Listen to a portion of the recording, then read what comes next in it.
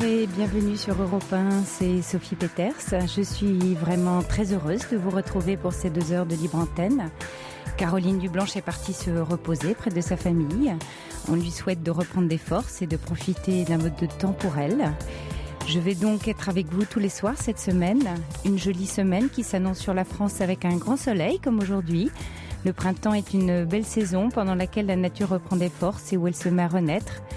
Nos vies aussi sont comme le rythme des saisons, faites de périodes froides et hivernales pendant lesquelles nous avons besoin de rester à l'intérieur de nous-mêmes et puis des périodes plus lumineuses, heureusement, où nous recherchons les contacts et partons vers de nouveaux projets. Souvent, notre corps et notre mental suivent ce rythme des saisons. Ainsi, la tradition indienne millénaire de l'Ayurveda, qui privilégie un art de vivre et d'être, une vision globale de l'individu, base sa théorie sur 5 éléments que sont l'éther, l'air, le feu, l'eau et la terre. Et l'idée, c'est que le corps, la terre et l'univers fonctionnent à partir de ces mêmes énergies et que l'homme est un microcosme de la nature. Et c'est l'unité de ces 5 éléments, l'harmonie entre eux, qui font le mouvement de la vie. Alors ici aussi, à l'antenne d'Europe 1, dans cette émission, nous sommes là pour vous aider à trouver plus d'harmonie intérieure, mais aussi plus d'harmonie dans vos échanges avec les autres, à dénouer des nœuds. Je vous invite pour cela à nous appeler au standard, au 39 21. Vous serez accueillis ce soir par Assiba et Quentin avec toute leur gentillesse et leur professionnalisme sous l'œil attentif de Romain qui réalise cette émission. Vous pouvez aussi réagir à ce que vous entendez à l'antenne par SMS en composant le 7 39 21. Alors oui, le numéro de texto SMS a changé, ce n'est plus le 7 10 25. C'est maintenant comme le standard finalement 39 21 avec le 7 devant. Donc 7 39 21, mais en commençant toujours par votre texto par le code nuit. Voilà, j'attends vos appels là sur le 39 21 tout de suite. Sophie Peters jusqu'à 1h sur Europe 1. Bonsoir Baptiste. Bonsoir Sophie. Voilà, vous êtes en ligne sur Europe 1, bienvenue. Bonjour à tous et à toute votre équipe déjà. Et voilà, moi je vous appelle pour quelque chose qui me concerne. Vous parliez de nœuds qu'on avait certaines fois avec le rythme des saisons. Moi c'est exactement ça.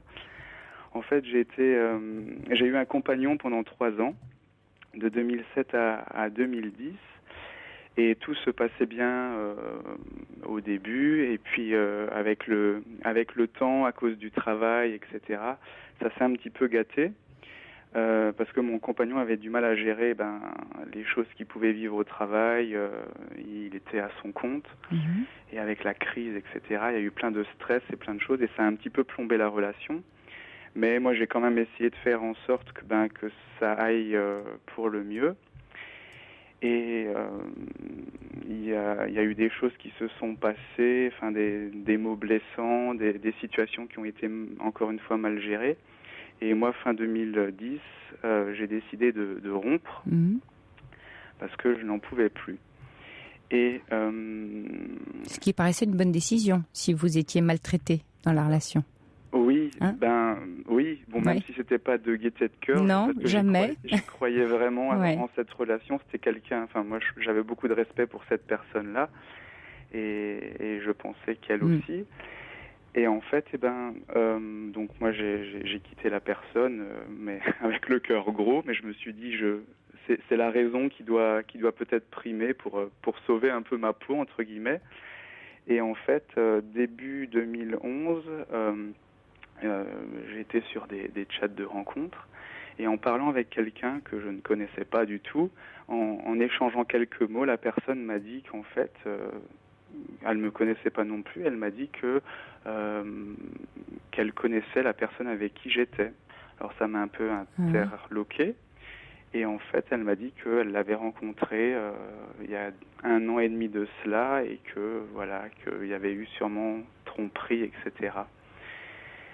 Il y avait quelque chose entre eux, en tout cas, entre cette personne et... Voilà, que ça avait été juste ponctuel, mais ils n'avaient pas entamé une relation, mais qu'il y avait eu tromperie, et il m'a dit qu'il y avait eu sûrement d'autres personnes qu'il fallait que je me renseigne sûrement, parce que, comme il m'a dit, il y avait sûrement des cadavres dans le placard, quoi.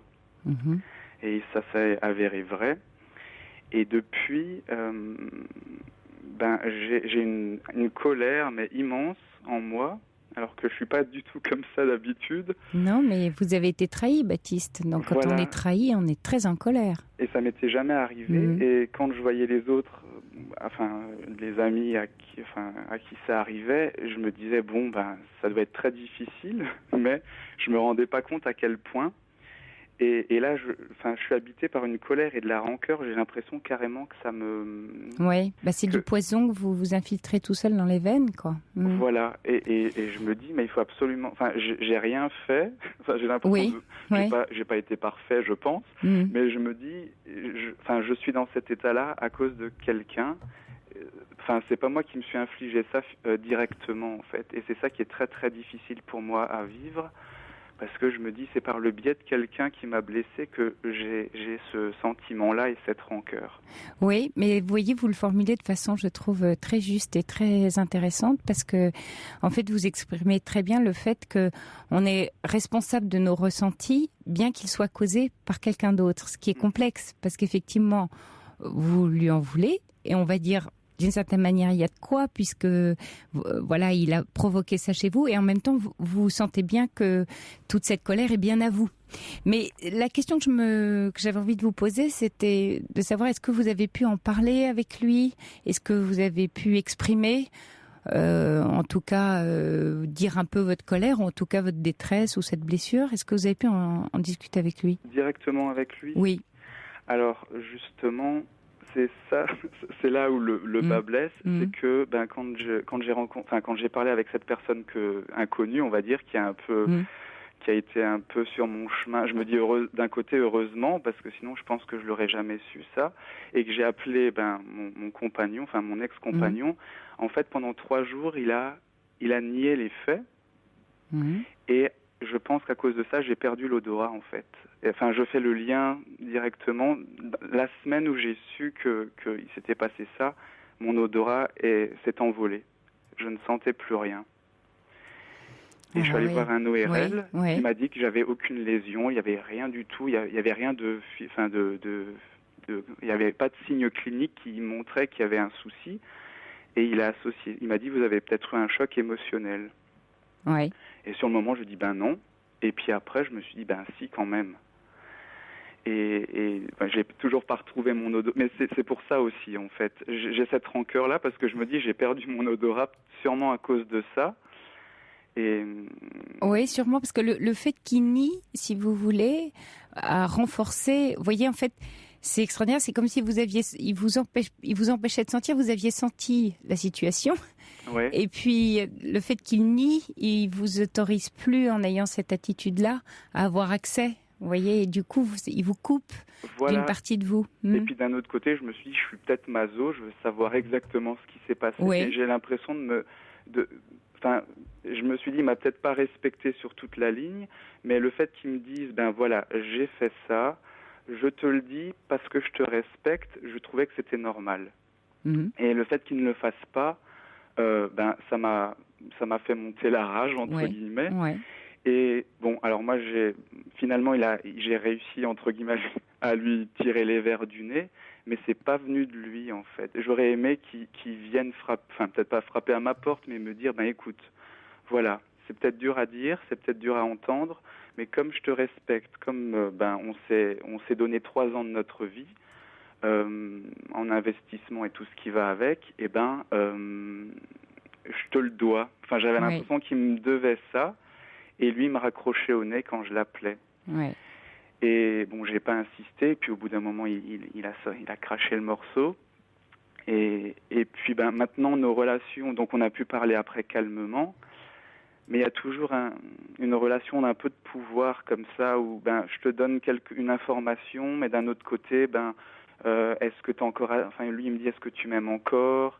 Tu me manques, et des choses comme ça. Et puis, moi, je réponds rien à ça parce que j'ai l'impression que, c'est pas des... c'est pas le sujet, en fait, à la limite, Baptiste. Ouais, c'est pas le sujet. Il revient toujours avec ça. Et moi, quand je lui explique que c'est pas du tout... pour le moment, c'est pas du tout dans mon idée de parler de ça. Je suis plus là-dedans. eh ben, il le prend mal et puis il me dit, de toute façon, enfin, voilà, Est-ce il que en vous rajoute. lui parlez de votre besoin qui est justement de mettre à plat ce qui s'est passé dans le passé justement et de parler autour de la réaction qu'il a eue par rapport à votre découverte, c'est-à-dire pouvoir mettre des mots avec lui, en face de lui, sur tout ce que vous avez vécu, jusqu'à d'ailleurs la perte de votre odorat, pour vous sentir un peu entendu. Alors en même temps, le problème là avec ce que je vous dis, c'est que je vous rajoute un niveau d'attente. Et là, dans votre histoire, c'est votre attente qui a été déçue. Oui. Et vous savez, plus on monte notre niveau d'attente, plus on a des chances d'être déçu et plus la déception est lourde et forte. Oui. Et plus c'est douloureux. Donc il y a aussi un travail à faire de votre côté sur l'idée que vous aviez de cette relation, l'idéal que vous y mettiez, cette désillusion finalement que vous avez eue, qui peut vous servir pour des relations futures, parce qu'elle est saine, quelque part, cette désillusion. Elle vous apprend que on ne projette pas toute la perfection sur un autre. Hein. On est deux dans la relation, donc on admet des failles, on admet des choses qui vont pas, et on tricote ça ensemble. Et puis aussi vous respectez, parce que ce que vous avez commencé à faire, vous voyez, dans la première rupture, c'était vous respecter. Et là, vous continuez, il faut continuer ce chemin-là vis-à-vis de lui, dans vos relations. Sans lui... Ça aidera votre colère, voyez, de la mettre de façon positive, enfin, faire quelque chose de votre colère. Parce que sinon, elle devient une fin de non-recevoir. Et du coup, elle se retourne en poison contre vous. Ben voilà, en fait, j'ai l'impression que ça... Enfin, lui, puisque maintenant, c'est vrai qu'il m'appelle, il essaye de m'appeler assez régulièrement. Et il a fait son mea culpa, si vous voulez, mais vous avez besoin de plus aujourd'hui. C'est pas son mea culpa. Vous avez besoin de dialoguer sur le comment, le pourquoi. Vous voyez Alors j'avoue qu'on l'a un petit peu fait, mais j'arrive pas. Alors il m'a dit il faisait ça parce qu'il voulait se venger de moi. Il sait pas de quoi, mais il dit j'avais un besoin de me venger parce que j'avais l'impression que je maîtrisais plus rien et que en faisant ça, quand je te voyais, il me disait, j'avais l'impression de dire, ben voilà, peut-être que toi tu maîtrises certaines choses et tu arrives à faire très bien certaines choses, mais moi, tu sais pas ce que je fais derrière ton dos, quoi. Ouais, c'était une façon de reprendre du pouvoir, de la puissance. Voilà, mais, alors je peux comprendre, comme je dis, je l'accepte pas, mais je peux l'entendre, mais voilà. je ne le comprends pas, mais je peux l'entendre et j'avais l'impression, je me suis dit, le fait qu'il le dise, ça me fait un petit peu de mal, mais un petit peu de bien en même temps. Ah bah oui. Mais ce qui m'énerve, ce qui me reste encore en travers de la gorge, c'est que tout ça, à aucun moment, c'est lui qui a pris la décision de venir m'en parler. Même quand on a parlé calmement, c'est moi qui suis allé chez lui. Mais là, c'est encore votre attente. Vous voyez, Baptiste, c'est encore... Or, vous avez un besoin. Vous avez à la fois un besoin et une attente qu'il ne faut pas confondre. Donc, là, vous êtes allé chercher votre besoin en provoquant la discussion. Votre attente que ça vienne de lui a été déçue. Mais vous avez nourri votre besoin qui était d'avoir des réponses. Il reste votre attente déçue. Mais ça vous appartient. Vous voyez ? Et que c'est ce qui est là, dans la situation actuelle, sans doute le plus douloureux et le plus dur pour vous. C'est cette déception terrible, finalement, de ne pas avoir été entendu, écouté, qu'il n'ait pas été, finalement, le compagnon idéal que vous aviez vu. Hein, il y a quelque chose du rêve amoureux qui se brise, là. Alors, oui, peut-être un petit peu, mais ouais. Pour autant, il reste une personne que vous pouvez apprécier et que vous pouvez peut-être aussi continuer à aimer, vous voyez, parce qu'il y a au départ, on idéalise l'individu, on y met beaucoup d'attentes, c'est ce qui complique beaucoup la relation amoureuse, puis après on tisse un vrai lien avec les accidents, les accidents du chemin, les accidents de la route, et puis avec, éventuellement du pardon, en tout cas des mots qui se disent, des situations... Et puis après, ça demande un peu un effort à chacun, une volonté, j'ai envie de dire, même si souvent on dit dans l'amour, il n'y a pas... Mais si, parce qu'il y a dans le mot volonté, le vouloir être ensemble, le vouloir que parce qu'on s'aime, continuer ensemble. Est-ce que ça suffit de s'aimer pour... j'ai l'impression que ça suffit... que ça ne suffit pas.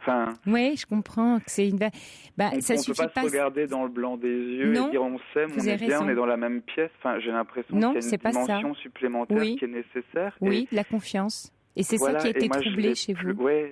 Même quand maintenant on arrive à parler calmement et tout, mais même quand il me dit des choses anodines, je me dis, Ouais, j'en vous prends et j'en soupçonnez. laisse. Bah Et oui. puis, je commence à faire ça avec plein d'autres personnes. Et je me dis, à cause de ça, alors que d'habitude, je suis pas vraiment comme ça. Je pense qu'il a sûrement réveillé quelque chose qui était peut-être enfoui très profondément. Et maintenant, quand quelqu'un me dit quelque chose, je le crois, mais je dis, je mets un gros mais, et puis j'en prends et j'en laisse. Mais c'est peut-être pas si mal, ça, Baptiste. Qu'est-ce que vous en pensez de prendre et d'en laisser? Parce que la Oui, personne mais dit quelque chose qui lui appartient, vous êtes libre de prendre ce qui vous convient dans ce qui est dit et de laisser ce je qui suis vous d'accord, convient mais pas. ça m'empêche de tisser des Pas forcément, liens. parce que là, vous parlez d'un lien qui est très fusionnel. Et vous savez, la fusion, ça détruit dans l'amour. Or, le respect d'une relation, qu'elle soit amicale ou amoureuse, c'est pas d'être en fusion totale où on prend tout et tout nous va. Il y a toujours des choses qui nous vont pas. Il y a toujours des choses à prendre et des choses à laisser, même en étant amoureux. Parce que on se figure qu'être amoureux, c'est forcément génial, que tout ce qui vient de l'autre personne est forcément génial puisqu'on l'aime. Mais non. Alors, pas forcément génial. Enfin, je comprends ce que vous dites, mais je me reconnais pas là-dedans, dans le sens où c'est vrai que moi, être amoureux, c'est génial et c'est bien, mais moi, je suis du genre justement à toujours y aller très doucement, même si. Mais je pense que le respect. Enfin, je sais pas, je pense que quand on est avec quelqu'un, même s'il a fait des choses qui ne sont pas ou difficilement avouables parce qu'on sait que ça va faire du mal, je pense que, enfin moi ça coule de source, entre guillemets, que il faut le dire, quoi, pour que les compteurs soient à zéro et qu'on puisse en parler et passer au-dessus. Mais là, je pense que si j'avais pas rencontré cet inconnu-là, enfin parlé avec cet inconnu-là, je ne saurais rien. Et je me dis, c'est quand même, enfin c'est un peu grave, je me dis, 3 ans avec une personne et puis avoir été presque avec un inconnu finalement. Mais vous refaites pas, vous voyez, vous refaites l'histoire avec un si. Non, ce qui a été est et vous l'avez su, donc vous pouvez pas refaire l'histoire. Il se trouve que voilà, vous l'avez appris. Mais en revanche, il faut que lui comprenne que vous avez besoin de recréer de la confiance parce qu'il a abîmé cette confiance. Et c'est ça j'ai envie de dire, les contrats de confiance que vous devez repasser avec lui. J'ai l'impression qu'il peut pas le comprendre. En fait. Il a du mal, visiblement, un peu à s'exprimer, mais il a dit quelque chose d'intéressant qui était que il avait besoin de reprendre de la puissance. S'il dit ça, c'est que dans votre relation, il se sent, enfin quelque part dans la relation un peu, en dessous, écrasé. Ce serait intéressant qu'il vous en dise plus et que vous compreniez qu'est-ce qui forge son ressenti, qu'est-ce qui lui appartient, qu'est-ce qui vous appartient là-dedans. Vous voyez, ça ne veut pas du tout dire que vous en êtes responsable, ça veut juste dire qu'il y a un petit morceau de chacun qui appartient à ce système qui est pas, vous voyez, bien équilibré, quoi. Et oui, ça vous permettrait d'avancer, vous voyez, parce que tout ce que vous apprenez là dans la relation d'aujourd'hui va vous aider pour les suivantes. C'est ça l'idée. Oui, ça je comprends bien. Et c'est vrai qu'il y a certaines choses que ça me permet aussi de me remettre en question beaucoup sur des choses qui me semblaient un peu acquises. Oui, donc oui, je trouve ça très, très bénéfique. Mais d'un autre côté, il y a ce sentiment, j'ai vraiment l'impression d'être étreint par la rancœur et j'ai l'impression de m'assécher. En fait, c'est très bizarre comme sensation. Et je me dis, mais comme s'il y avait des chaînes qui se serraient et puis plus il me parle ou plus il essaye de me récupérer, plus ça m'étreint et plus ça me fait mal et plus je me dis mais c'est de la enfin j'ai l'impression d'être torturé, quoi. Ouais. Mais physiquement et mentalement, et je me dis mais comment il faut faire pour vraiment pouvoir se ressouffler, pouvoir bien dormir et pour pouvoir essayer de se recentrer. J'ai l'impression d'être coupé en deux, en gros. Oui, parce qu'il a sûrement touché des zones, vous voyez, un peu fragiles, entre guillemets, chez vous. Ouais. Mais j'ai encore envie de dire tant mieux. Tant mieux parce que ça vous donne accès à des portes closes à l'intérieur de vous-même que vous allez pouvoir ouvrir. Donc oui, vous souffrez, mais vous allez ouvrir des portes de pièces que vous n'avez sans doute jamais visitées, ce qui est quand même assez passionnant. Oui, c'est vrai. Non, mais ça c'est vrai que c'est le côté positif de la chose. Ça, je vois bien ce que vous dites parce que c'est vraiment ça. Oui, parce que dans ce que vous êtes en train de vivre, effectivement, je comprends que c'est désagréable, douloureux, émotionnellement très fort. Puis d'un autre côté, je me dis, au moins, je sens que je suis vivant. Ça, c'est clair. Ça, c'est sûr. Je peux pas le nier. Mais vous voyez, ça vous oblige à un effort d'introspection et de questionnement intérieur. Et du coup, à mieux vous connaître. Parce que l'objectif, in fine, de tout ça, c'est que vous allez découvrir des choses sur vous. Oui. Et vous allez progresser dans votre connaissance de vous-même. Et ça va vous faire grandir. Alors ça, je suis d'accord, mais d'un autre côté, c'est vrai que maintenant, lui, il considère qu'on est... Alors que je lui ai dit que c'était pas le cas, des fois, il m'appelle en me disant il considère qu'il est encore avec moi. Alors que j'ai été très clair la fin de l'année dernière, et puis avec tout ce qui se passe, moi, j'ai dit que j'étais plus du tout dans une idée de me mettre en couple en règle générale pour le moment, parce que il faut que je digère certaines choses. Mais c'est vrai qu'il revient toujours à la charge. Et j'ai l'impression qu'il entretient... Alors, je ne sais pas s'il fait ça pour justement dire « je suis encore là, ne m'oublie pas, je garde un lien avec toi, etc. » Sans doute. Et il sait que ça me fait... il sait que ça me fait replonger, entre guillemets, un peu plus à chaque fois. Et je ne sais pas comment... Parce que il veut vous accrocher un peu, donc voilà. Alors, il y a Nestor qui vous dit votre ex vous fait du chantage en vous donnant des infos contre votre amour. Il faut transformer votre colère en dynamisme pour avancer. Et puis, Kojak qui vous dit le dialogue dans un couple est essentiel, tirez le positif de cette trahison. Mais... Alors le dialogue, oui. Alors je suis d'accord, la communication, mais après, il faut communiquer de la même façon. Ah ben non, parce que on n'est pas pareil. Non, enfin de la même façon, il faut que le message soit bien compris par l'autre. Enfin le message quand il est délivré, il faut que l'autre le comprenne. Oui. De façon la façon la plus judicieuse possible. Oui, à vous de vous débrouiller. C'est un jeu. C'est impossible avec lui. C'est vrai. Il y en a qui parlent le chinois et l'autre le japonais. À un moment, c'était carrément ça. Moi, quand je disais noir, il comprenait blanc. Et il me disait que j'avais dit blanc. Et je dis, mais non, je viens de te dire ça. Et il me dit, mais non. Ou bien il me faisait dire des choses que je ne disais pas. Où il disait quelque chose et 3 secondes après, il disait qu'il ne les avait pas dites. Et c'était ça qui était assez troublant. Alors je me suis dit, soit que je me fais manipuler ou soit que je ne comprends rien. Non. Ou les deux. Non, vous n'avez pas tort. Je pense qu'il y a pas mal de manipulation entre vous deux. En tout cas, il y a sans doute beaucoup de compètes. Et puis, beaucoup de compétition. Chacun veut avoir un peu de pouvoir sur l'autre. Et donc là, le travail que vous avez à faire ensemble, si je puis m'exprimer ainsi, c'est d'arrêter c'est moi qui ai raison, non c'est moi, non c'est toi. Vous voyez le côté cours de récré qu'il y a énormément dans l'amour fusionnel. Alors je vous rassure, c'est un grand classique.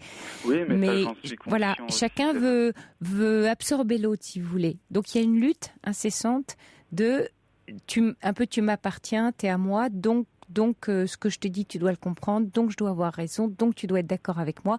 Et si t'es pas d'accord, mon monde s'écroule. Mais ça va dans le mur, ça. Ça, c'est très amusant les 6 premiers mois ou les 3 premières années, si vous voulez, mais après, on va dans le mur. C'est pas du tout amusant. Ouais. ça va une semaine et puis après, voilà. C'est vrai qu'on a envie de passer. Et donc, c'est bien parce que là, vous voyez, si vous mettez le doigt dessus, vous pouvez lui en parler en lui disant arrête, parce que là, on est en train de partir en compète. Arrêtez. Quand vous partez comme ça dans les tours, où il y en a un il y a un truc, mais non, tu comprends pas, mais j'ai voulu dire ça, vous arrêtez, stop. Vous êtes rentré dans une relation, dans un système. Chacun est en train d'attraper l'autre. Vous n'avez pas fini. Et à ce moment-là, si vous repérez que c'est en train de partir en vrille, vous arrêtez net, vous dites non, là, on est mal parti. Vous voyez, c'est pas que vous parlez pas la même langue, c'est que dans la façon de parler, dans le système de communication que vous avez mis en place, vous êtes accroché dans un système fusionnel qui fait que vous jouez en permanence, vous voyez, à qui attrapera l'autre. Non, mais c'est pas faux. C'est pas faux. Et moi, en tout cas, j'ai l'impression qu'avec cette personne, ça ne pourra... Enfin, j'ai pas forcément envie de recoller les morceaux parce que j'ai l'impression que ça ne... C'est un peu du réchauffé et que de toute façon, même on a déjà remis les choses à plat maintes et maintes fois et ça n'a jamais pu évoluer vers le haut. Et le fait qu'ils me retiennent un petit peu en me relançant, moi je sais ce que je veux, mais bon, il y a quand même des sentiments encore, mais la raison me dit ça va droit dans le mur, ça sert à rien. Alors ça, Baptiste, la réponse vous appartient. C'est vrai que voilà, après c'est ce qu'on disait, faut le sentir, le désirer, le vouloir. Voilà. Okay. Bon courage, Baptiste. Bonne merci suite. Pour toutes ces informations. Mais c'est un joli chemin. Vous voyez, oui, voilà, c'est que du faut pas positif regretter. de toute façon. Voilà. Merci de votre appel, Baptiste. Bonne soirée à tous. Bonne soirée à vous. Au revoir. So Far Gone, James Blunt. Et puis avant d'accueillir un nouvel auditeur, alors je voulais saluer les fidèles de l'émission qui nous envoient des SMS et puis surtout vous dire que oui, vous êtes en train de faire le bon numéro que je rappelle pour ceux qui n'ont pas et qui vient de changer, c'est le 7 39 21, donc 39 21 comme le standard avec 7 devant. Romain me fait yes, je ne me suis pas trompée, avec avant le code nuit.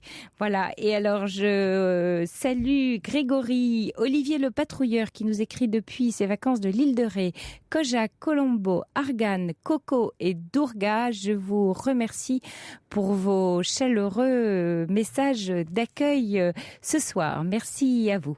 Et puis nous accueillons maintenant Najette. Oui, c'est ça, on prononce Najette? Oui, c'est ça. Bien, oui, très bien prononcé. Bonsoir Sophie. Bonsoir. Bienvenue aussi à vous. Je voudrais parler de la jalousie maladive de mon fils, mais je voudrais juste rebondir sur ce que Baptiste avait dit et ce que vous avez dit. Personne n'appartient à personne, effectivement. Je confirme que personne n'appartient à personne, parce que je suis passée moi aussi par une infidélité horrible. J'allais presque mourir de chagrin et de douleur, et j'ai trouvé juste un mot. Je ne sais pas comment, personne n'appartient à personne, et je ne peux pas empêcher l'autre d'avoir des sentiments ou d'agir comme il a agi à ce moment-là. Donc, c'est tout à fait vrai, Najette. Ouais. Sincèrement, c'est comme si la boule de feu, je l'ai mise dans de l'eau, comme on dit. Ah, c'est joli, la boule de feu dans de l'eau. Ouais, c'est très joli. Ça m'a apaisée. Ouais. Et j'ai pris cette gymnastique quand je souffre. Il m'arrive de souffrir de temps en temps, comme tout le monde. Ouais. Je cherche par tous les moyens quelque chose pour ne pas souffrir. Mais je ressens le maximum de douleur. Oui. Et bon, il a suffi que je dise de quel droit vais-je l'empêcher d'avoir des sentiments. Et c'est comme si j'ai vu plus clair. Bon, et si c'était moi, j'avais dit aussi. Et si ça m'était arrivé à moi. Oui.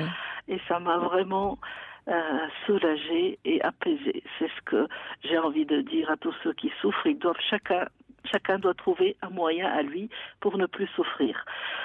Alors qu'on réprouve et qu'on n'est pas d'accord après cette infidélité, après cette voilà.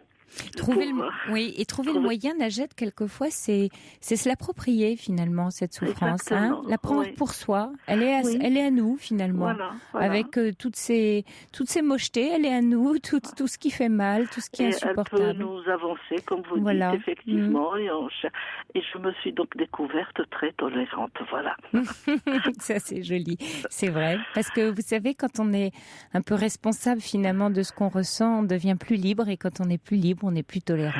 Voilà. Exactement, c'est vrai. Une amitié qui n'a pas été, la personne n'a pas été à la hauteur. J'avais dit, elle ne mérite pas mon amitié, et je n'ai plus souffert.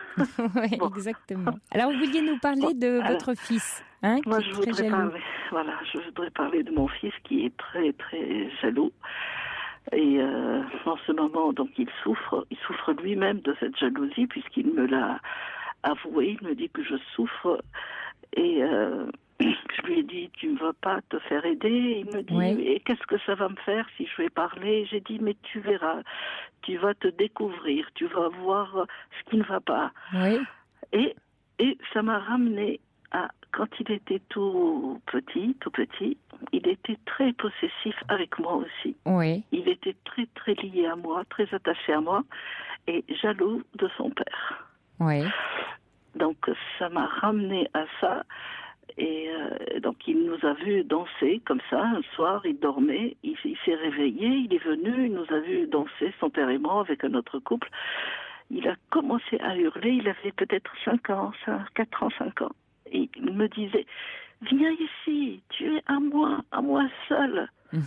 Et j'avais pris ça à la rigolade. Et son père aussi, il avait ri, on l'a pris dans nos bras, donc il a dansé avec nous. Mais aujourd'hui, je mesure Oui, c'est parce que Non. vous savez, ce que vous dites là, c'est que tout petit garçon, avant que ça devienne, vous voyez, une jalousie un peu maladive entre guillemets, petit garçon et petite fille, on passe, vous savez, parce que Freud appelait le complexe d'Oedipe, où Oui. le petit garçon veut maman pour lui et dégager papa, et inversement pour la petite fille avec son papa contre sa maman. Donc, mais ça, tous les enfants le traversent. Plus ou moins bien, vous me direz, avec voilà plus ou moins de succès entre guillemets.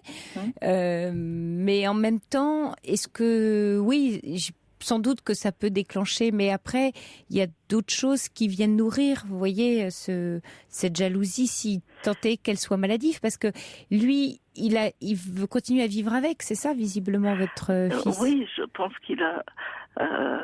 parce que même grand, il est resté jaloux de son père, même grand, et non pas juste quand il était petit.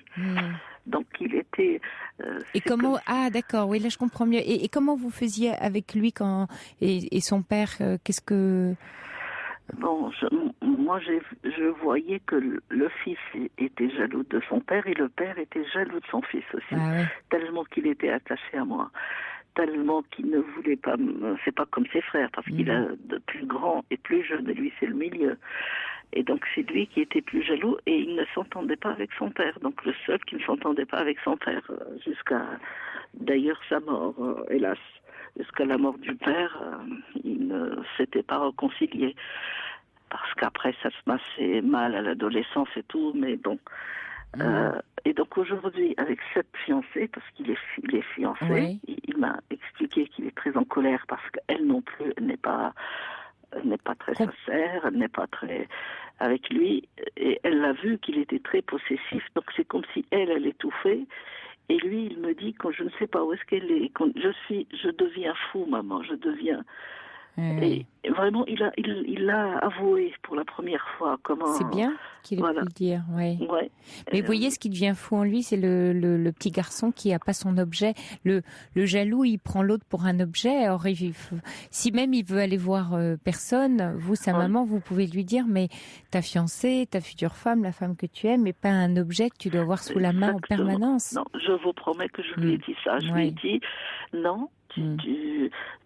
Elle est différente de toi, elle ne pense pas comme toi, elle n'est pas un objet, elle ne t'appartient pas, voilà, personne n'appartient à personne. Et de la respecter. De la respecter. Et sinon, il va la perdre. Exactement. Et donc, j'ai beau lui dire ça, mais je sens qu'il a besoin d'être aidé. Mais il ne conçoit pas ça, il trouve que ça n'a aucun intérêt. Alors que moi, je suis convaincue moi, je peux l'écouter. Ce week-end, il n'est pas sorti de la maison.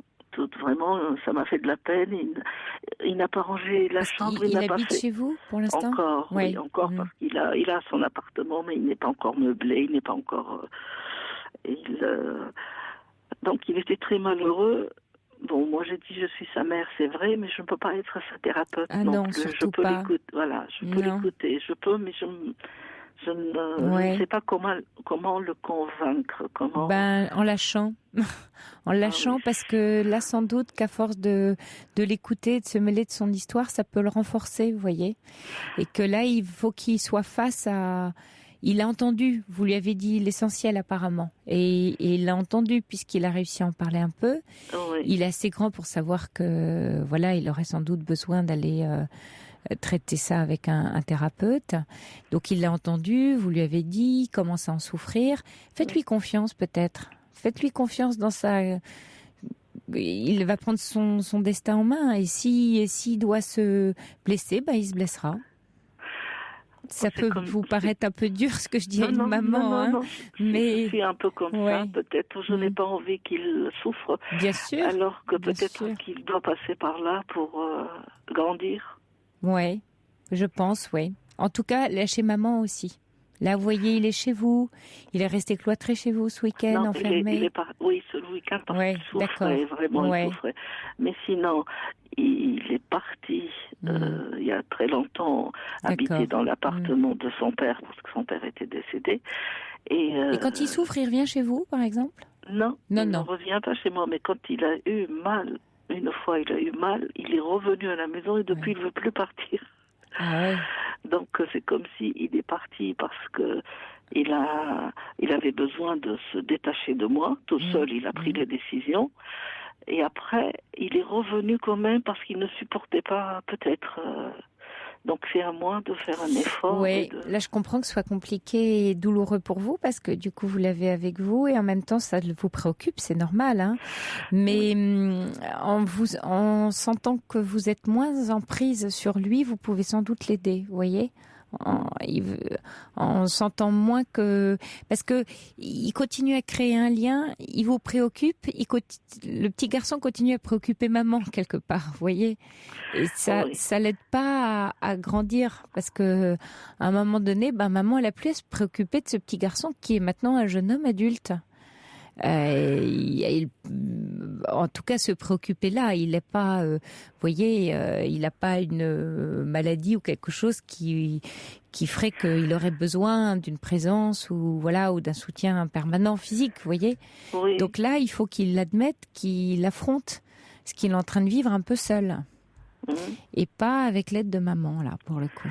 Oui, mais s'il m'en parle, c'est qu'il a besoin... Oui, mais à ce moment-là, justement, renvoyez-le en lui disant tu vois, ce serait bien que tu vois une thérapeute, que tu ailles en parler. Je comprends que ce soit douloureux. Vous pouvez l'écouter, mais ne pas renforcer, vous voyez. Ne pas aller lui dire, là, je vois que ça va pas, fais quelque chose, ou ne pas lui en parler. S'il vient vous en parler, oui, bien sûr. Oui. Mais pas aller le provoquer là-dessus, vous voyez. Peut-être que je l'avais fait, oui. Oui, et donc le laisser un peu plus seul. Je comprends que ce soit difficile pour une maman qui aime encore son petit, puis on les voit pas grandir, les enfants. Donc ils restent toujours petits, même très âgés. Oui, ils restent toujours petits. Et puis on n'aime pas les voir malheureux, mais là, vous voyez, c'est à lui de grandir là. Et vous pouvez pas faire grand-chose si ce n'est d'être bienveillante, d'avoir une écoute quand il vous la demande, mais pas de vous... Pas d'aller créer ou provoquer cette relation. Oui. Ouais. Mais c'est vrai qu'il y a des fois où je me dis,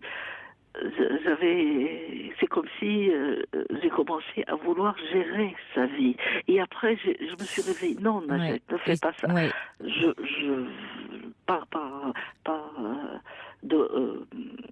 Pour lui, je n'ai pas envie qu'il tombe dans un trou. Je lui dis attention, il y a un trou. Et après, je me dis non, il doit tomber dans le trou pour savoir.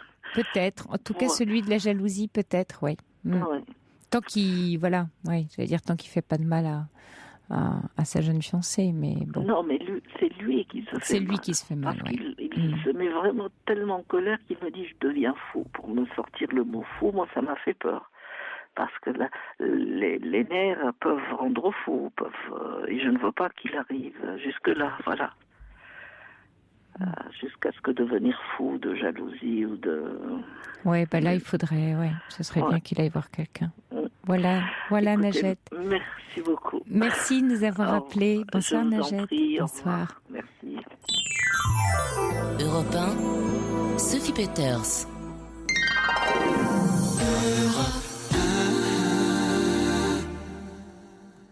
Bonsoir Marie.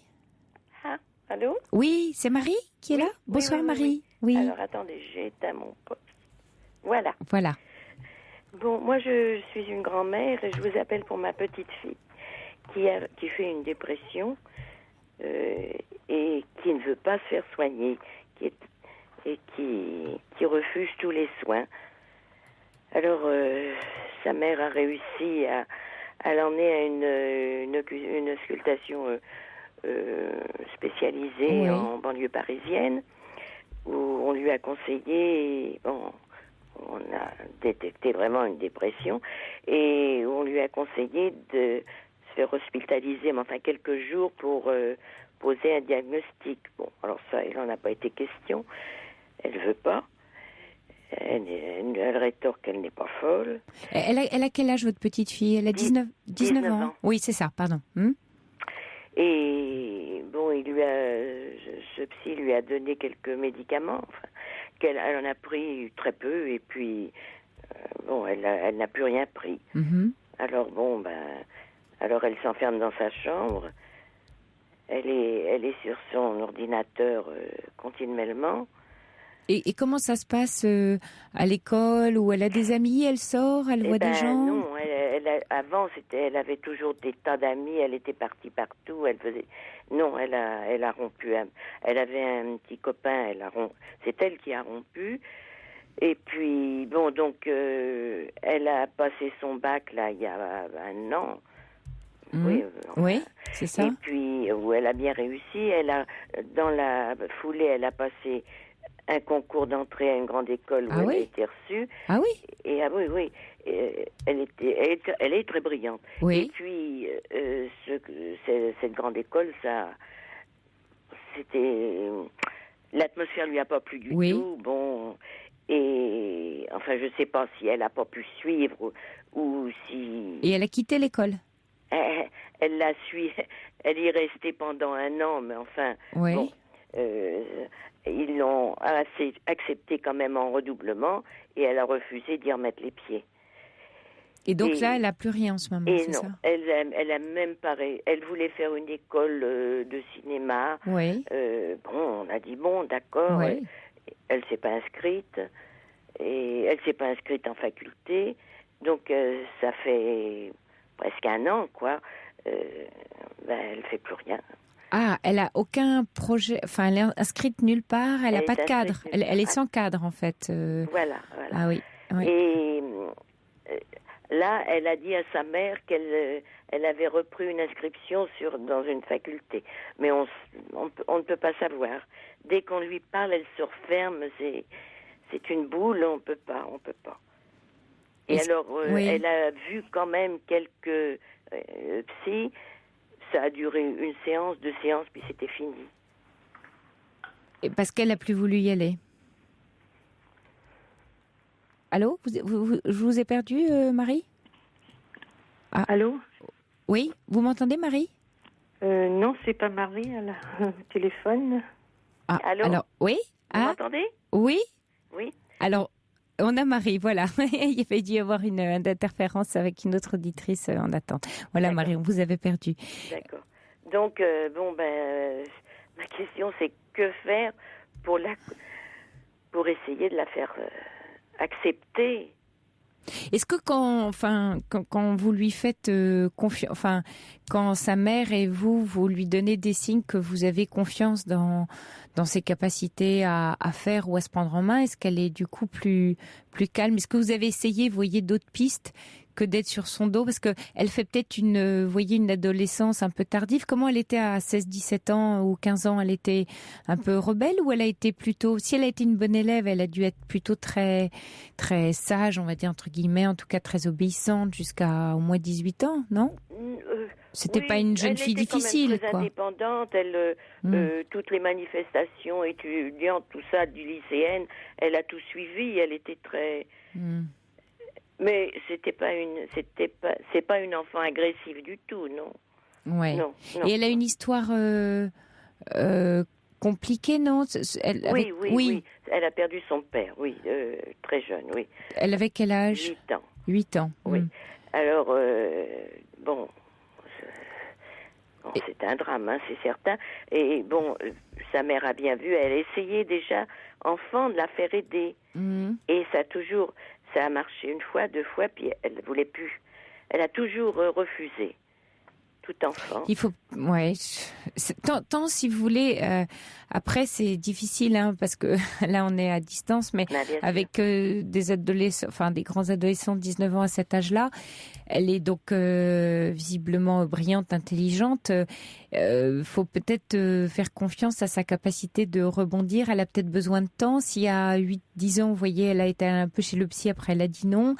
Elle est en train de chercher sa voie à elle. Elle a quand même du caractère, hein, parce que réussir une grande école, enfin, vous dites un concours, intégrer une école et puis dire non, ça me va pas, je m'en vais. Bon, elle est, vous voyez, elle a une personnalité à cet âge-là. Hein. Oui, c'est vrai. Alors, il y a aussi l'autre option, c'est qu'elle est aussi peut-être excessivement fragile parce qu'en même temps, c'est ennuyeux de renoncer. Sa mère, oui, personne ne pouvait l'obliger à continuer cette école parce qu'elle s'est fragilisée en arrêtant l'école. Même si ça lui plaisait pas, vous voyez, elle sort d'un système éducatif français sans diplôme, sans rien, c'est pas très bon pour elle, ça. Ben non. Parce que ça l'aurait structurée. Et non, je sais bien. Mais que faire? Moi, c'est ça qui nous angoisse, c'est que c'est ce refus. Qu'elle veut faire n'importe quoi, on est prêt à l'aider, mais... Non, je crois qu'il faut... là, si elle est décidée, vous voyez, là, vous pouvez pas aller contre. Alors, je pense qu'il faut beaucoup de patience, d'amour et de bienveillance. Vous voyez, essayer un peu de confiance, c'est-à-dire lui montrer que vous respectez sa révolte, son temps, qu'elle se sente écoutée. Parce que dans sa façon de se révolter, elle est en train de vous faire quand même passer le message à toutes les deux qu'elle n'est pas très écoutée. Donc, moins elle aura le sentiment d'être écoutée, plus elle va se révolter ou... Vous voyez, quant au fait d'être seul devant un ordinateur, vous savez, les jeunes d'aujourd'hui avec un ordinateur, ils sont jamais seuls. Ils sont reliés à leur communauté. Nous, on se figure que... Mais ils sont en lien. Donc, elle est en lien quelque part avec sa communauté d'amis. Elle reste prostrée, enfermée dans sa chambre? Oui. Ouais. Ah. Oui. Elle mange? Oui, parce qu'elle est gourmande. Oui, elle mange. Elle est depuis 1 an ou 2, elle est végétarienne. Et elle prend ses repas en famille ou toute seule dans sa chambre ou comment ça se passe? Non, elle descend avec sa mère. Des fois, elles doivent bien manger chacune de leur côté, je sais pas. Oui. Mais peut-être avec sa mère, voyez toutes les deux comment vous pouvez faire passer le message à cette jeune fille que vous croyez en elle, voyez, que vous lui faites confiance, que vous la respectez dans ses choix. Pas dans le fait de dire alors qu'est-ce que tu veux faire, on sera d'accord avec tout ce que tu voudras. Pas ça, parce que ça va pas l'aider. Ce qu'elle a peut-être besoin, hein, mais je fais forcément des suppositions. C'est d'avoir un signal fort comme quoi sa révolte ou sa façon de s'opposer à vous est respectée. C'est souvent ça dans le cas des adolescents quand ils s'opposent, ils ont besoin de sentir qu'en face ils sont entendus. Oui. Être respectée, c'est son grand truc. Même petite, elle voulait être respectée. Oui. Oui. Alors, si elle vous dit ça, vous voyez, là, on a peut-être touché quelque chose d'intéressant. C'est qu'elle a le sentiment qu'elle l'est pas. Alors, pourquoi? L'idée, c'est pas de vous sentir coupable, mais de vous interroger sur qu'est-ce qui pourrait l'aider à se sentir mieux respectée. Le passé est le passé, vous voyez, mais en tout cas, aujourd'hui, dans l'ici et maintenant, éventuellement même lui en parler. Tu dis que tu n'es pas respectée. Qu'est-ce qui, pour toi, serait une marque de respect? Qu'est-ce que tu souhaiterais, quel comportement tu souhaiterais qu'on ait avec toi? Essayez d'enquêter un peu. Oui.